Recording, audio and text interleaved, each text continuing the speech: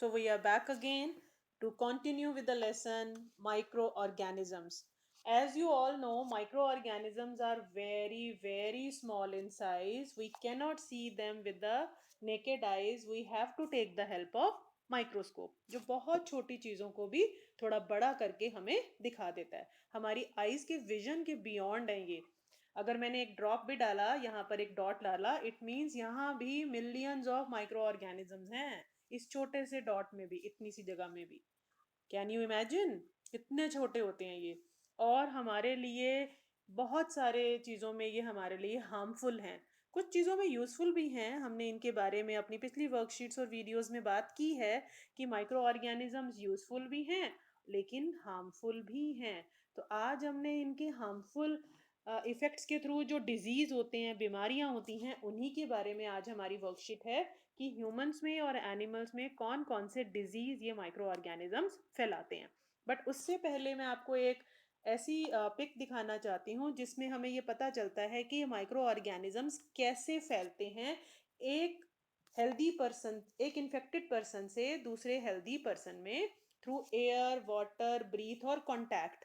कि अगर किसी आपने ऐसे पेशेंट को टच किया और उसमें कुछ ऐसे माइक्रो ऑर्गेनिज्म हैं जो टच से आपकी बॉडी में जा सकते हैं, या उसने कोई सांस द्वारा ऐसी चीज़ें छोड़ी हैं, माइक्रो ऑर्गेनिजम्स छोड़े हैं, वो हमारी सांस में अंदर चले जाते हैं. So there are various means जिनसे कि infected person to healthy person ये माइक्रो ऑर्गेनिजम्स ट्रांसफर हो जाते हैं. तो एक मैं आपको पिक दिखाती हूँ जिससे आपको काफ़ी क्लैरिटी हो जाएगी. ये देखिए यहाँ पर एक पर्सन देखिए स्नीज कर रहा है, छींक रहा है, और उससे उसका फ्रेंड हाथ भी मिला रहा है. और ये जो सारी ड्रॉपलेट्स हैं जिनमें ये माइक्रो ऑर्गेनिजम्स होंगे ये सारे हवा में फैल गए हैं. और अगर ये ब्रीथ करेगा इस एयर को, डेफिनेटली कितनी देर सांस रोक लेगा, ब्रीथ तो करेगा ही. तो इसकी सांस में, इसके नाक में भी ये माइक्रो ऑर्गेनिजम्स चले जाएंगे. और अगर इसकी इम्यूनिटी वीक हुई, इसकी बॉडी इन माइक्रो ऑर्गेनिजम्स को मार नहीं पाई, तो इसके अंदर भी ये कोल्ड या जो भी डिजीज है उसे हो जाएगा. कहते हैं ना किसी को कोल्ड हुआ हो तो उसे थोड़ा दूर होके बैठना चाहिए. वही रीजन है, क्योंकि वो बार बार स्नीजिंग करेगा, कफिंग करेगा, उसके ब्रीथ के थ्रू, उसकी स्नीज के थ्रू ये सारे माइक्रो ऑर्गेनिजम्स एयर में ड्रॉप्स की तरह घूमने लग जाएंगे और हमारी ब्रीथ के थ्रू हमारी बॉडी में भी ये एंटर कर सकते हैं. एक और फोटो देखते हैं. यहाँ पे देखिए कि एक पर्सन जो है वो ओपन में डिफिकेट कर रहे हैं. ओपन में डिफिकेट मीन्स ये टॉयलेट कर रहे हैं ओपन में.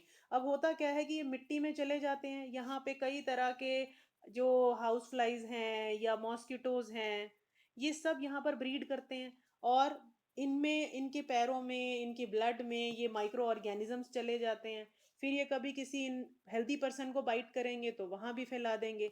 और दूसरा तरीका क्या है डिजीज फैलने का, कि ये जो अब यहाँ जो फेकल मटेरियल है, जो टॉयलेट करने के बाद सारा यहाँ पर गंदा मटेरियल है, उसमें माइक्रो ऑर्गेनिजम्स अपने आप पैदा हो जाते हैं और वो सीवर लाइन के थ्रू, मतलब कई बार ये ग्राउंड में भी पीप इन कर जाते हैं, अंदर चले जाते हैं और वहाँ पानी को कॉन्टेमिनेट करते हैं.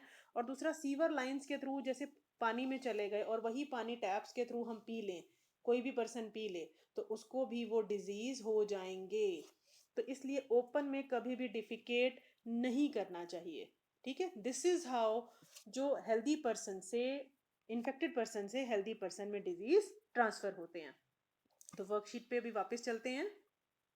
हाँ जी, तो यहाँ आपके disease causing micro organism in human beings, वैसे माइक्रो ऑर्गेनिजम्स 5 टाइप के होते हैं, लेकिन जो मेनली 3 टाइप के माइक्रो ऑर्गेनिज्म हैं जो ह्यूमंस में अपने किसी ना किसी तरह से अपनी इन्फेक्शन फैलाते हैं. पहले है प्रोटोजोआ जिससे मलेरिया होता है, बैक्टीरिया से TB, tuberculosis, cholera and typhoid, और वायरस से होते हैं आपके पोलियो, मीजल्स, हेपेटाइटिस ए और चिकन पॉक्स. अब ये जो मीजल्स हैं या फिर ये जो चिकन पॉक्स है, इसमें यहाँ बॉडी पे ना, जैसे यहाँ भी शो किया हुआ है, ये जैसे गर्ल के मुंह पे दाने दाने से हो रहे हैं, तो ये चिकन पॉक्स में आपने देखा ना, जैसे हम बोलते हैं माता निकल आई है, जैसे आम कॉमनली हम बोलते हैं. तो ये दाने हो जाते हैं, साथ में फीवर हो जाता है, पेन होता है बॉडी में, इन इन दानों पर भी पेन होता है. तो ये कुछ दिनों में ये इन्फेक्शन ठीक हो जाते हैं. बट ये हैं इन्फेक्शियस. अगर आप ऐसे किसी पर्सन की चीज़ों को टच करेंगे या उसे डायरेक्ट छुएंगे तो ये चिकन पॉक्स हेल्दी पर्सन में भी फैल जाता है. ये माइक्रो ऑर्गेनिज्म से होने वाले डिजीज फैलते ही फैलते हैं, चाहे वो टच से फैलें, चाहे एयर से फैलें, चाहे वाटर से। अब जैसे हेपेटाइटिस ए है, ये भी वायरस से होता है और ये लिवर की बीमारी है, लिवर को डैमेज करता है। लेकिन अगर आपने किसी का जूठा पानी पी लिया या खाना खा लिया तो ये हेपेटाइटिस से उस हेल्दी पर्सन को भी हो जाएगा, पेशेंट से ये हेल्दी पर्सन में फैल जाएगा। इसलिए कभी किसी का जूठा पानी या जूठा खाना नहीं खाना चाहिए। दूसरा, जैसे पोलियो का आपने नाम सुना है, पोलियो में हमारे लिम्स पे अफेक्ट करता है, हाथों और पैरों पर, जिससे हम मतलब कोई पर्सन हैंडीकैप भी हो सकता है। और आजकल तो वायरस से कितनी खतरनाक बीमारी हो रखी है, कोरोना, जिसका आप नाम अब बहुत ही ज़्यादा चर्चा में है। आए दिन हम खबरें सुनते हैं, अपने आसपास लोगों को देखते हैं, और ये भी वायरस से होने वाला इन्फेक्शियस डिजीज़ है। इसके लिए क्या आपका नीचे क्वेश्चन भी आया हुआ है वर्कशीट में कि इससे कैसे बचें। तो मास्क लगाना है, बार बार हाथ धोने हैं, डिस्टेंस बना करके रखना है। इन्फेक्शियस डिजीज फैलेंगे, एक पेशेंट है, कई बार आपको पता नहीं है कि सामने वाला पेशेंट है, और हमें वो ट्रांसफर कर देगा एयर से, वाटर से। तो थोड़ा दूरी बना के रखनी होती है हर मामले में दूसरे व्यक्तियों से। अब यहाँ देखते हैं बैक्टीरिया, ट्यूबरक्लोसिस जैसे है, टीबी का आपने नाम सुना है, इसमें काफ़ी कॉन्टिन्यूस स्नीजिंग, कफिंग होती है, खांसता है व्यक्ति, बलगम आती है, बहुत अनकंफर्टेबल हो जाता है, और ये बहुत डेडली डिजीज़ है, कई लोगों की इससे डेथ भी हो जाती है। मतलब छोटे छोटे माइक्रो ऑर्गेनिज्म जो नज़र तक नहीं आते, वो इतना नुकसान पहुंचा सकते हैं हमें। और कॉलरा और टाइफाइड जो है, ये बेटा गंदा पानी और गंदा, जैसे ओपन रखा हुआ खाना आपने बाहर से खा लिया, ढका भी नहीं हुआ, उस पर मच्छर मतलब मक्खियाँ बैठ रही हैं, और वो मक्खियाँ पता नहीं कहाँ कहाँ बैठी होंगी, और आकर के अपने साथ वो सारे माइक्रो ऑर्गेनिज्म उस फूड में, उस पानी में छोड़ देंगी। अभी हमने ओपन डिफिकेशन की बात की थी, जिसमें पानी गंदा हो रहा था, और वही गंदा पानी अगर कोई कंज्यूम कर ले तो उसे टाइफाइड और कॉलरा जैसी बीमारियां हो जाती हैं, जिसमें यूजली हमारा पेट में दर्द होना, उल्टी वॉमिटिंग आना, और लूज मोशंस होना, ये सब चीज़ें हम फेस करते हैं। और इनके थ्रू हमारी बॉडी में पानी की कमी हो जाती है, और अगर ठीक से उसका ट्रीटमेंट ना हो तो इनसे भी कई बार बहुत बच्चों की डेथ हो जाती है। यूजली बच्चे अपनी हाइजीन का ध्यान नहीं रखते हैं, तो हाइजीन तो बहुत इंपॉर्टेंट है। गंदा पानी नहीं पीना, गंदा भोजन नहीं खाना है, फूड नहीं लेना है, अपनी साफ सफाई रखनी है, बार बार हाथ धोने हैं, ये सब चीज़ें बहुत इंपॉर्टेंट है। और प्रोटोजोआ से होने वाला जो मलेरिया है, इसके बारे में भी आप काफ़ी कुछ ऑलरेडी जानते होंगे कि मॉस्किटो जो है वो मलेरिया के प्रोटोजोआ का कैरियर है। कैरियर मतलब इसके बॉडी में, मच्छर में कुछ नहीं है, मच्छर ने एक्चुअली किसी इन्फेक्टेड पर्सन को बाइट किया, उसे काटा, और इन्फेक्टेड पर्सन से जब उसने हेल्दी पर्सन को काटा, तो ये जो प्रोटोजोआ है ये इन्फेक्टेड पर्सन से हेल्दी पर्सन में लेकर के आया मॉस्किटो। इसलिए मॉस्किटो से बचने के लिए मच्छरदानी का इस्तेमाल करना, ओडोमास का इस्तेमाल करना, या ऑल आउट यूज़ करना, पूरी बाजू के कपड़े पहनना, पूरे बॉडी को हमें कवर करके रखना, तभी हम मॉस्किटो से बच पाते हैं, खासकर जब इनका ब्रीडिंग सीजन होता है, rainy season. Now the ways to prevent diseases, इनको मैं आपको यहाँ एक बार देख लेते हैं। कीप द सराउंडिंग्स क्लीन, अपने आसपास की सफाई रखेंगे। Don't defecate in open, open में, खुले में शौच नहीं करना है, टॉयलेट पास नहीं करना है। Wash your hands before and eating the food. Don't allow water to collect around you, अपने आसपास पानी इकट्ठा ना होने दे, और पानी इकट्ठा होने से क्या होगा, मॉस्किटो ब्रीड करेंगे। बच्चों को वैक्सीनेशन, जो टीके लगाए जाते हैं, और जब भी आप खांसते या छींकते हैं तो मुंह पर नैपकिन रखना है। अब मैं थोड़ी सी आपको पिक्स दिखा देती हूँ, जिनसे आपको ये आइडिया हो जाएगा इनको प्रिवेंट करने के जो तरीके हैं। यहाँ देखेंगे कि बच्चे अपने आसपास की सफाई कर रहे हैं, है ना, और जो भी कूड़ा है वो डस्टबिन में डालना है।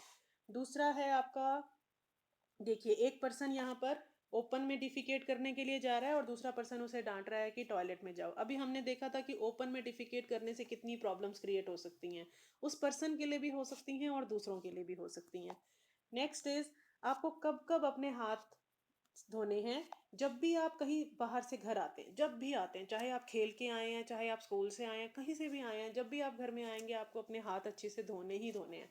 बिफोर ईटिंग, खाना खाने से पहले, टॉयलेट जाने के बाद, कफिंग या स्नीजिंग करने के बाद, और देखिए रुमाल जरूर रखना है, रुमाल है, नैपकिन है, इवन देन आपको उसके बाद हैंड वॉश करने हैं।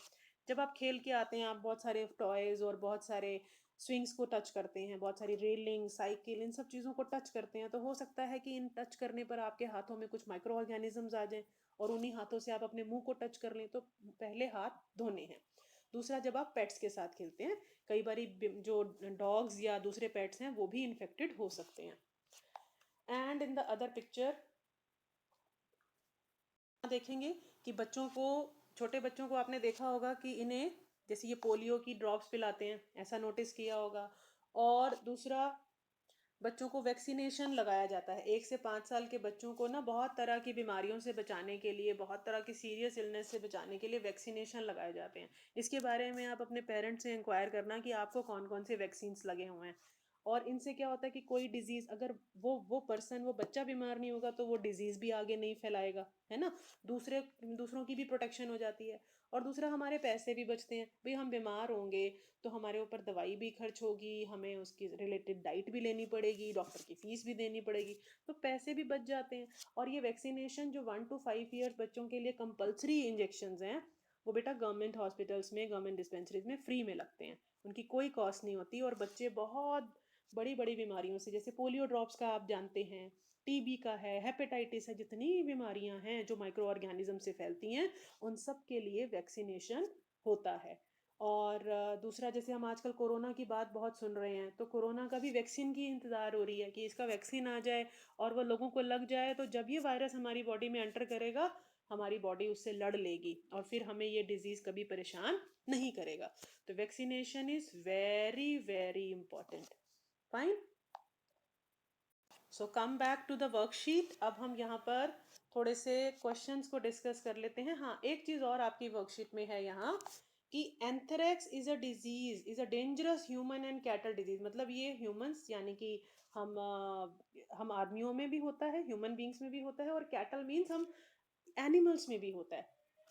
ये कौन से बैक्टीरिया के द्वारा होता है? Bacillus anthracis. बेसिलस एंथ्रेसिस उस बैक्टीरिया का नाम है जिससे ये डिजीज होता है। सबसे पहले इसे डिस्कवर किया था रॉबर्ट कोच ने। तो here are the 4 factual information, 5 हैं बल्कि, कि डिजीज कौन सा है, ह्यूमंस और कैटल दोनों में होने वाला है, किससे होता है, कौन से माइक्रो ऑर्गेनिज्म से होता है, उस बैक्टीरिया का नाम क्या है, और इसको डिस्कवर किसने किया। यहाँ आपकी वर्कशीट में यहाँ इसका क्वेश्चन भी आया हुआ है कि name a disease which is found both in humans and animals. So the answer is anthrax. ये भी पूछ सकते हैं डिस्कवरी किसने की, कौन से माइक्रो ऑर्गेनिज्म से हुआ, उस बैक्टीरिया का नाम क्या है। नाउ यहाँ आपको मैचिंग करनी है। बैक्टीरिया, बैक्टीरिया से कौन सा होगा? कॉलरा। लैक्टोबैसिलस बेटा ये एक यूजफुल बैक्टीरिया है। सारे माइक्रो ऑर्गेनिजम्स हार्मफुल नहीं होते, कुछ यूजफुल भी होते हैं। तो सेटिंग ऑफ कर्ड, कर्ड बहुत अच्छी होती है हमारे डाइजेशन के लिए, और ये लैक्टोबैसिलस के कारण ही मिल्क जो है वो कर्ड में कन्वर्ट हो जाता है। नाउ द यीस्ट, यीस्ट जो है वो बेकिंग ऑफ ब्रेड में, ब्रेड जो होती है ना, जैसे ये फफूंद होती है और ब्रेड फ्लफी हो जाती है, केक फ्लफी हो जाते हैं, तो उसमें यीस्ट यूज होता है। प्रोटोजोन, अभी आपने पढ़ा अपनी वर्कशीट में कि मलेरिया कॉज करता है। और ये वायरस जो है कॉजिंग चिक, यहाँ पर चिकन पॉक्स कर सकते हैं। चिकन पॉक्स जो है वो वायरस से होता है। Now the 2 ways to prevent malaria, जो सेकंड क्वेश्चन है। मलेरिया किससे होता है? मॉस्किटोज से। तो हमें सबसे पहले किन को प्रिवेंट करना है? मॉस्किटोज को। और हमें दूसरा, पानी को इकट्ठा नहीं होने देना ताकि मॉस्किटोज ब्रीड ना करें।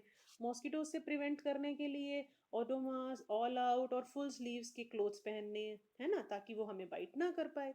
सो these are the 2 ways to prevent malaria. Question number 3 is name 3 diseases spread by bacteria and virus in humans. Bacteria और वायरस से होने वाले डिजीज। तो यहाँ वापस चलते हैं ऊपर। आपको 3 3 क्या 4 4 डिजीज के भी नाम पता चल सकते हैं। टीबी, कॉलरा, टाइफाइड, ये बैक्टीरिया से हैं। You have to cram it, इनको लर्न करना पड़ेगा, रट्टा लगाना पड़ेगा आपको इनका। और वायरस से कौन से हो रहे हैं? पोलियो, मीजल्स, हेपेटाइटिस है, चिकन पॉक्स, और एक इसमें और आप ऐड कर सकते हैं, कोरोना या फिर कोविड 19, ये भी वायरस से है। ठीक है, you can add it on your self.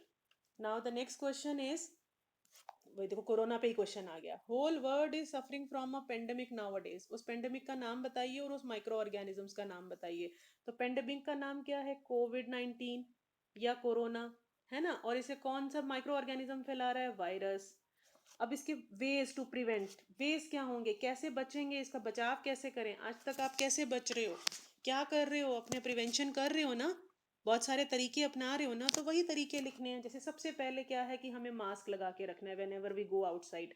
उसके बाद है कि हमें अपने हैंड्स को वॉश करना है थोड़ी थोड़ी देर के बाद। और अभी हमने एक फोटो में देखा भी था कि हमें कब कब हैंड वॉश जरूर जरूर करने हैं। वॉशिंग करनी है हैंड्स की।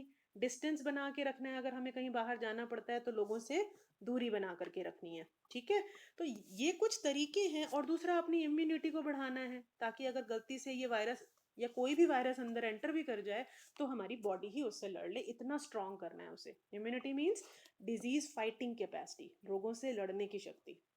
So this was all about today's worksheet. I hope कि आपको अच्छे से समझ आया होगा, जिसमें आज हमने डिजीज कॉजिंग माइक्रो ऑर्गेनिजम्स के बारे में पढ़ा और कौन कौन से वो डिजीज फैलाते हैं। तो अपने आप को प्रिवेंशन के तरीके अपनाते रहिए, अपने आप को बचा करके रखिए, अपनी हेल्थ मेंटेन रखिए, तभी आप अच्छे से लर्न कर पाएंगे, अपनी स्टडी कर पाएंगे। So good luck and good bye.